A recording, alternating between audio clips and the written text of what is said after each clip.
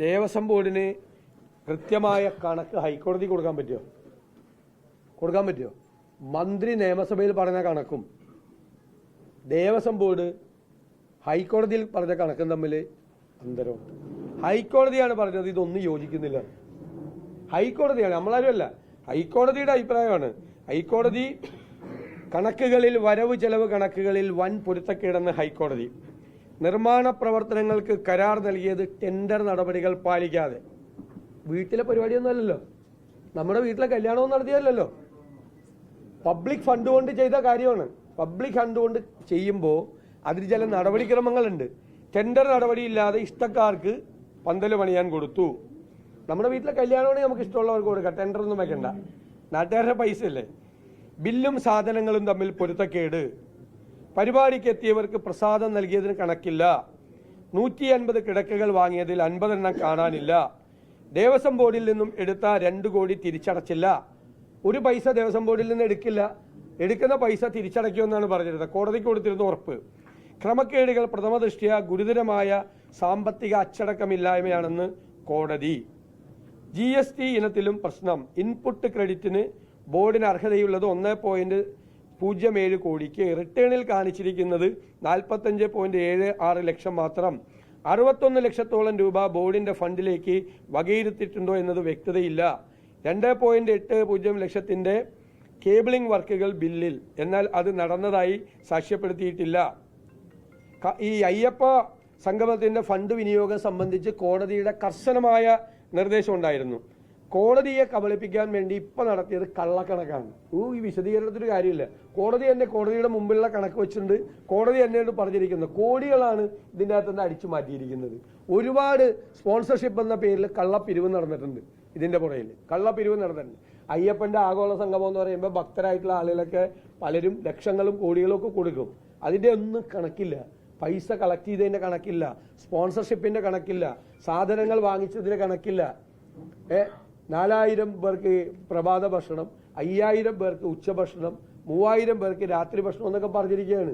അത്രയും പേരൊന്നും ഈ പരിപാടി പങ്കെടുത്തിട്ടില്ല. അവിടെ മാധ്യമ പ്രവർത്തകരോട് ചോദിച്ചാൽ അറിയാലോ. അല്ലല്ല, അദ്ദേഹത്തിന് അതിൻ്റെ അകത്ത് ഉത്തരവാദിത്തമില്ലല്ലോ. അദ്ദേഹം അതിന് ശേഷം വന്ന ബോർഡ് പ്രസിഡന്റ് അല്ലേ. അതിന് മുമ്പുണ്ടായിരുന്നവരാണല്ലോ ഇത് നടത്തിയത്.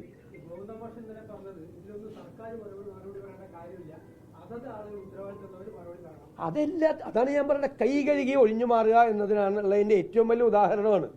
എന്നാ പിന്നെ എന്തിനാ ആഗോള അയ്യപ്പ സംഗമത്തിന് മുഖ്യമന്ത്രിയുടെ ചിത്രം വെച്ചത്? PR വർക്കായിരുന്നല്ല മുഴുവൻ.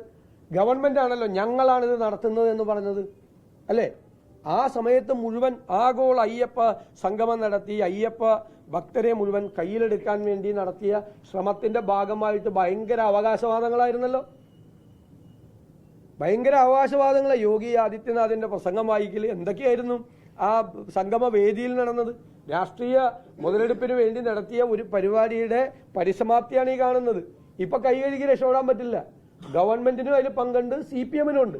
കാരണം CPM പൊളിറ്റിക്കലായിട്ട് വെച്ച അപ്പോയിന്റ് ചെയ്ത ദേവസ്വം ബോർഡാണത്. പൊളിറ്റിക്കൽ അപ്പോയിന്റ്മെന്റ് ആണ്. എല്ലാം പൊളിറ്റിക്കലായിട്ട് പശ്ചാത്തലമുള്ള ആളുകളാണ്.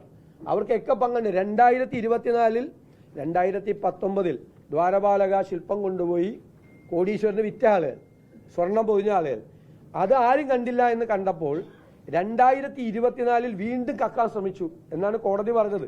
കോടതി പറഞ്ഞത് ഫേക്ക് അർജൻസി ഉണ്ടാക്കി വീണ്ടും സ്വർണം പൂശാൻ 2024-ൽ ശ്രമിച്ച ആളുകളാണ് ഈ ആഗോള അയ്യപ്പ സംഗമം നടത്തിയത്. അന്ന് കോടതി കണ്ടുപിടിച്ചില്ലായിരുന്നെങ്കിൽ വീണ്ടും കൊണ്ടുപോയി അത് വിറ്റേന്. 2024-ൽ ഫേക്ക് അർജൻസി എന്നാണ് കോടതി പറഞ്ഞത്. ഇല്ലാത്ത വ്യാജമായ ഒരു അടിയന്തര സാഹചര്യം ഉണ്ടാക്കി ഇത് വീണ്ടും വിൽക്കാൻ, വീണ്ടും സ്വർണം കളവ് നടത്താൻ ശ്രമം നടത്തി. അപ്പോഴാണ് കോടതി പിടിച്ചത്. അതിന് നേതൃത്വം കൊടുത്ത അതേ സംഘമാണ് ഈ ആഗോള അയ്യപ്പ സംഗമം. അതുകൊണ്ടാണ് ഞങ്ങൾ മന്ത്രി വാസവൻ രാജിവെക്കണമെന്ന് പറഞ്ഞത്. ഞങ്ങൾ നിയമസഭയ്ക്കകത്തും പുറത്തും സമരം നടത്തിയത്. UDF-ഉം പ്രതിപക്ഷം നടത്തിയ സമരത്തിന്റെ കാരണങ്ങൾ ഞങ്ങൾ പറഞ്ഞല്ലോ.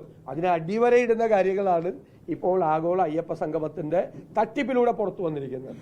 ഇത് അമ്പലക്കള്ളന്മാരാണ്, ദൈവത്തിന്റെ മുതൽ കക്കാൻ വന്നിരിക്കുന്നവരാണ്. ആ സംഗമത്തിന്റെ പേരിൽ നടത്തിയ സ്പോൺസർഷിപ്പുകളും കള്ളപ്പിരിവുകളും അതിനെ സംബന്ധിച്ചൊന്നും ഒരു കണക്കുമില്ല. കോടികളാണ് ഇതിന്റെ പേരിൽ പിരിച്ചെടുത്തിരിക്കുന്നത്, ചെലവാക്കിയിട്ടുമില്ല. ലോകത്തെവിടെയായാലും ഏത് സമയത്തും 24 വാർത്തകളും ഓഗ്മെന്റഡ് റിയാലിറ്റി പാക്കേജുകളും എക്സ്പ്ലെയിനറുകളും വിശദമായി കാണാൻ ഞങ്ങളുടെ യൂട്യൂബ് ചാനൽ നിങ്ങൾക്ക് സബ്സ്ക്രൈബ് ചെയ്യാം.